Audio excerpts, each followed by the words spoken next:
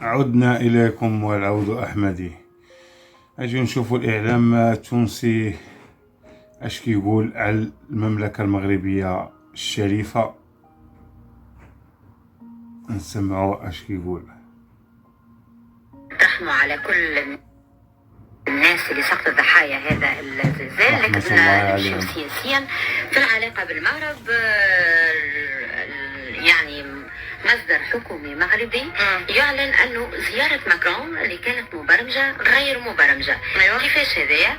لانه الناطقة الرسمية وزيرة الخارجية الفرنسية اعلنت انه ماكرون سيكون في زيارة في المغرب، ولكن الحكومة المغربية وناطق باسم الحكومة المغربية اوفيسيال يعني يقول انه زيارة غير مبرمجة ولم يتم البرمجة نتاعها لا مع المغرب ولا مع القنصلية او السفارة المغربية. مش متعودين به هذايا، مش زيارة يا مبرمجة يا ماهيش مبرمجة. لكن يعلن انه زيارة مش زيارة تم الاعلان عليها من طرف احادي الجانب، يعني من طرف فرنسا. وربما لهنا العباد ذكرت حتى ما بالعلاقة ما بين المغرب وفرنسا اللي فيها نوع من الفتور فيما يخص الصحراء المغربية. ونذكروا عفاف ونذكروا العاهل المغربي وقت اللي يقول في ديكلاراسيون صارت عام ناول اللي المغرب ينظر الى العالم من خلال نظارة الصحراء. العلاقة بين المغرب هذه اللي قالها الملك ديالنا محمد السادس. ما نعرفش كان عندهم علاقة ببعضهم توا اللي عندنا ولات عندنا قاعدة هذه. انا حبيت نرجع شوية على الفيديو اللي هبطها ماكرون. جوستومون من وقتها بدينا نفهموا فما حكاية. معناها فما الديكلاراسيون تاع ضد البرلمان فاطمة الثامني اللي قالت لي كلامه استعلائي برشا وخارج من اصول الدبلوماسية.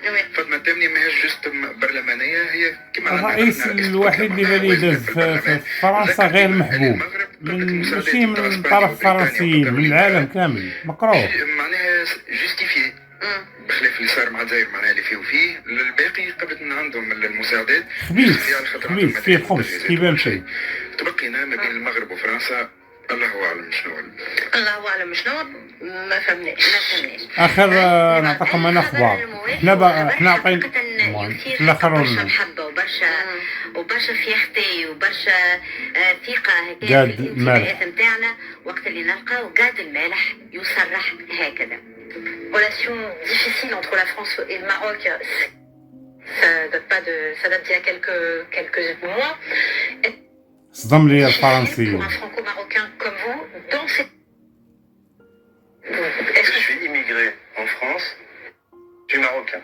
Et j'aime la France profondément comme un immigré aime la France et comme beaucoup d'immigrés respectent.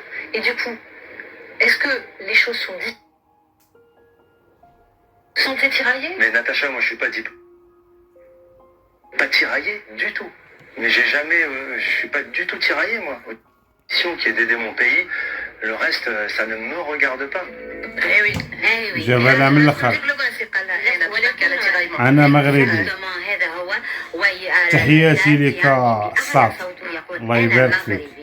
ولكني انا مهاجر في فرنسا، نحب فرنسا كما يحبوها برشا مهاجرين، لكن تبقى الان الاولويه بالنسبه لي افتخار واعتزاز مغربي ابار على مغربي. وهذا تصريح يخلي المغاربة أنهم يفتخروا برشا بقاد المالح، يخلي ردود الفعل أنها تكون كبيرة برشا بالنسبة لقاد المالح، ووجوده ربما وذهابه للمغرب باش يكون في مساعدة ضحايا الزلزال باش يكون عنده امباكت كبير وكبير برشا.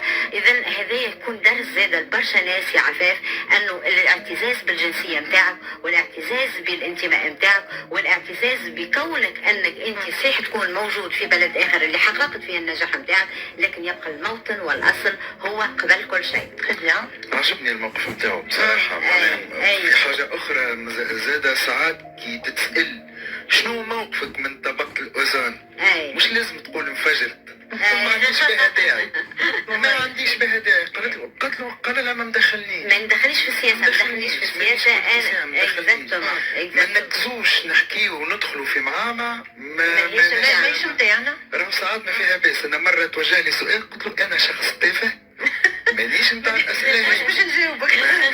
ما دققت عندي انا المعلومه، حتى الصحفيه اللي سالته تصدمت من الاجابه، ما كانتش تستنى فيها لانه برشا